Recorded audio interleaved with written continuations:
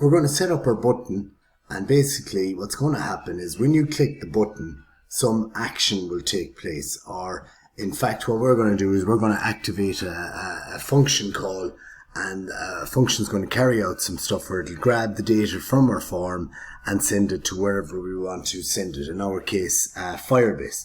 So to set up the button here, I'm just going to use an input element of type submit.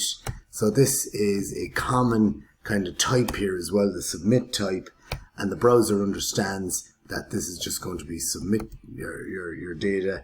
But what we're going to do is we're going to have a couple of other attributes as well. We're going to have ID being submit. We're going to have the placeholder here, which is just going to be, saying on the button submit.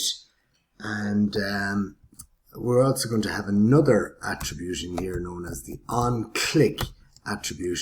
And basically when I click the button, I want to activate a function or call a function called insert record.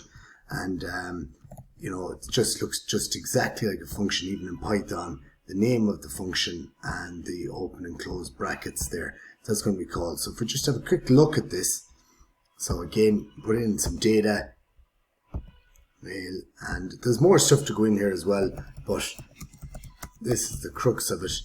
So click submit, and file not found because I'm not taking it to anywhere, but that seems for the most part to be working for the moment.